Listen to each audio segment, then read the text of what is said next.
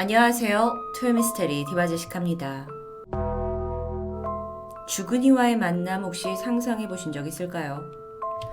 근데 사랑하는 사람을 잃은 사람들에게는 굉장히 간절한 바람일 수 있을 텐데요. 최근에 VR 기술을 이용해서 그 죽은 딸의 형태를 구현해서 가상현실에서 만날 수 있게 해주는 그 영상을 보면서 저도 펑펑 울었었고요.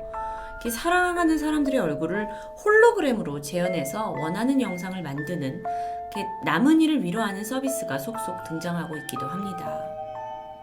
그런데 여기 실제로 죽은 연인에게서 연락이 왔다는 아주 믿기 힘든 이야기가 있습니다.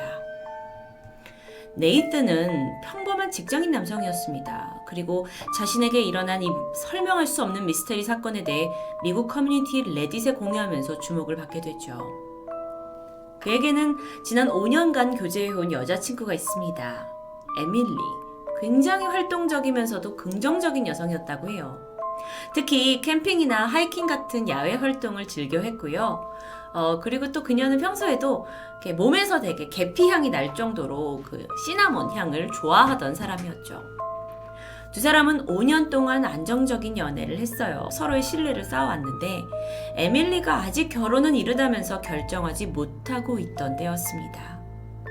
그러던 2012년 8월 7일 오후 에밀리가 직장에서 일을 마치고 귀가하던 중 한 차량이 빨간불을 무시하고 달리다가 3중 추돌 사고가 발생했고 에밀리는 현장에서 사망합니다. 갑작스러운 죽음에 가족과 네이트는 당연히 큰 슬픔에 빠지게 돼요.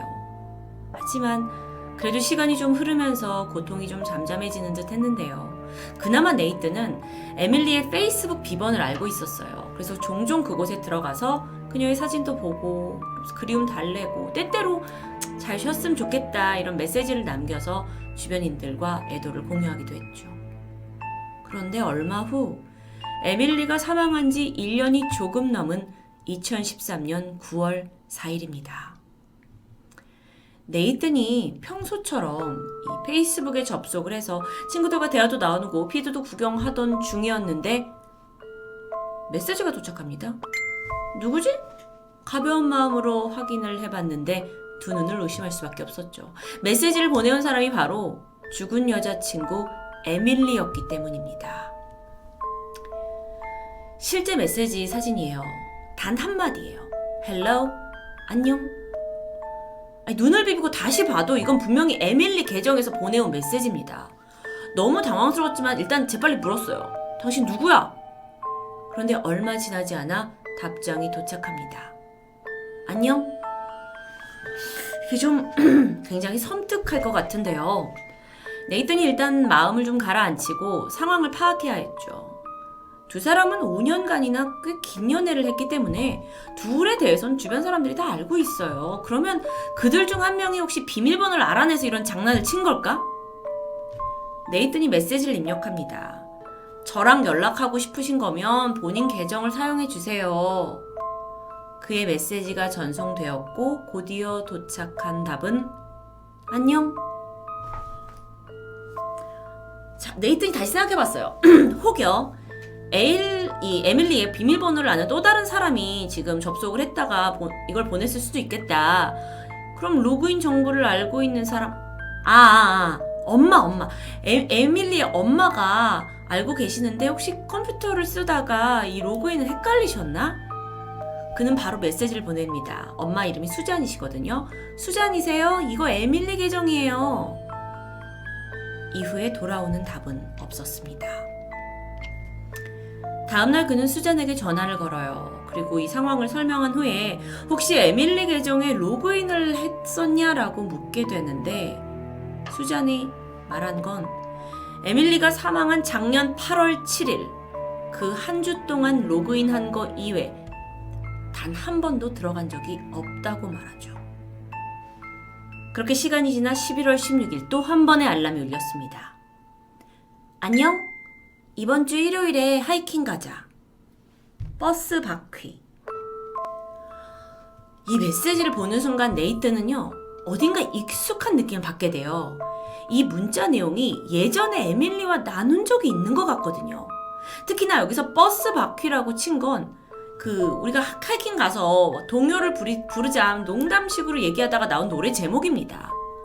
그래서 대화 내용을 다시 훑게 돼요. 과거의 대화 내용을요. 에밀리가 죽기 3개월 전 5월 달에 에밀리가 이 내용을 보낸 것을 찾아냅니다. 그러니까 다시 말하면 이 상대가 누군지 모르겠지만 과거 메시지를 그대로 복사해서 붙여넣기를 하고 있었던 거죠. 와, 너무 짜증나잖아요. 네이튼이 야, 너 도대체 누구냐 하고 제발 좀 말 좀 해달라 애원을 하지만 답은 없습니다.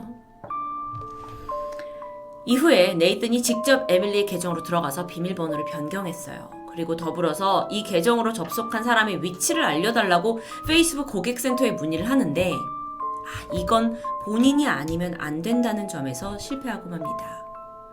그리고 그로부터 3개월이 지나요. 2014년 2월. 갑자기 네이튼의 핸드폰으로 사진에 누군가 태그되었다는 알람이 오기 시작했어요.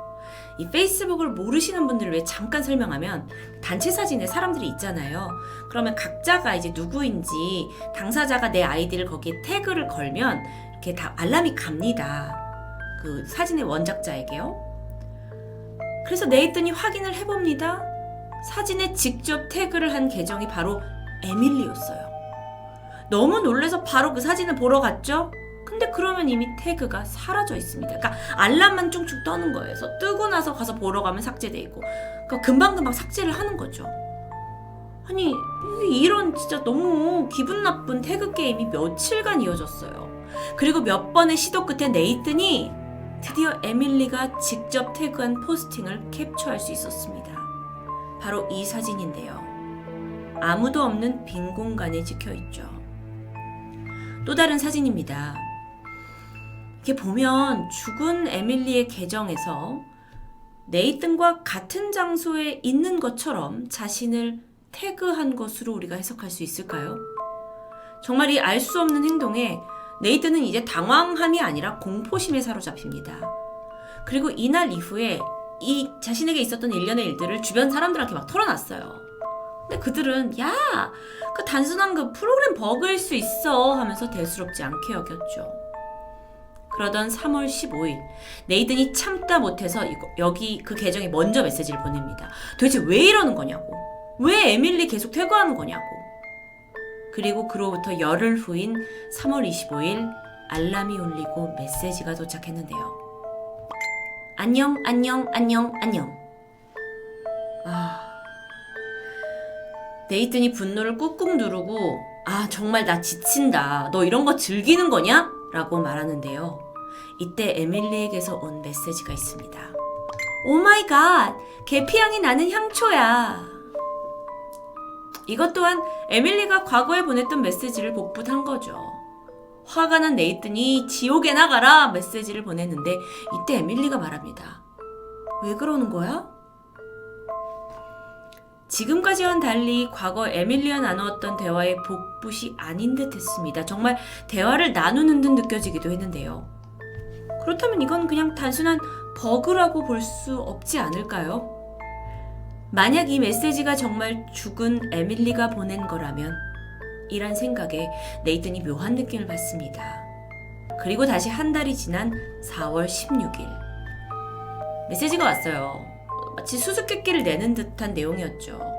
내용이 기이했지만 사실 중요한 건 이것 또한 과거 에밀리와 나눴던 어떤 메시지, 게임의 일종이었다고 해요. 이렇게 이 계정은요, 잊을만 하면 한 번씩 메시지를 보내왔고 네이튼 또는 에밀리의 말을 그대로 복붙하기도 하면서 의미 없는 대화가 오고 갔죠. 점점 지쳐가면서 포기한 듯 보였는데요. 그렇게 시간이 지나 7월 1일 또다시 메시지 한 통이 도착합니다. 그리고 이걸 본 네이튼이 경악을 금치 못해요. 에밀리, 집으로 가고 있어? 이 메시지 보면 전화해줘. 에밀리, 직장에 전화했더니 5시에 나갔다던데? 너무 불안하다. 제발 전화 좀 해줘. 추워. 이건 에밀리가 교통사고를 당한 그 8월 7일 당일 그녀와 연락이 되지 않아 불안한 마음에 있었던 네이튼이 에밀리에게 페이스북을 통해서 보낸 마지막 메시지였습니다. 같은 내용이죠. 복붙할 수 있어요. 하지만 다른 점이 있었죠. 네이튼이 보낸 실제 메시지엔 내가 너 4시에 떠났다고 들었어 라고 되어 있었는데 이 에밀리 계정이 보낸 메시지엔 5시라고 박혀 있습니다. 그리고 마지막 단어 cold, freezing, 추워. 이건 새롭게 추가된 단어들이었습니다. 이 메시지의 네이튼은 더 이상 이 상대방이 단순하게 장난을 걸어오는 게 아닐 수도 있다라는 기분이 들었다고 하는데요. 작년 8월 7일 사고를 당했던 에밀리, 그녀는 차의 대시보드가 내려앉아서 그 채로 깔려서 사망했고요. 그 마지막 순간 얼마나 두렵고 추웠을까라는 생각에 네이튼의 머리가 복잡해졌어요. 그런데 그러던 찰나 띠링 하고 메시지 알림 소리가 울려 퍼집니다. 그는 떨리는 손으로 내용을 확인했죠. 이번엔 사진 한 장이 첨부되어 있었어요. 뭐지? 이 낯설지 않은 모습은? 그건 바로 네이튼의 모습을 집 안을 바깥에서부터 촬영한 사진이에요. 너무도 등골이 오싹하죠. 그리고 도저히 고개를 돌려서 창문 밖에 누가 있는지조차 확인할 수 없을 만큼 몸이 굳어버립니다. 그리고 그 사진이 에밀리의 마지막 메시지였어요.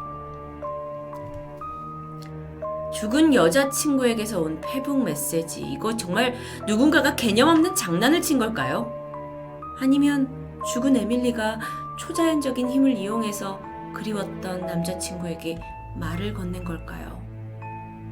이 이야기는 페이스북뿐만 아니라 여러 SNS에 공유가 되면서 미국 네티즌들 사이에도 큰 화제가 되었습니다.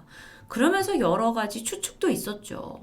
그 중에 이제 가장 많은 사람들이 공감했던 건 이건 네이튼이 죽은 에밀리가 너무 그리워한 나머지 자신이 에밀리인 척 그 계정을 이용해서 활동을 한 거고, 그러다 어느 순간 역할놀이에 중독돼서 돌아올 수 없는 강을 건넌 것이다. 그러니까 너무 환상에 빠져 있었다는 것이죠.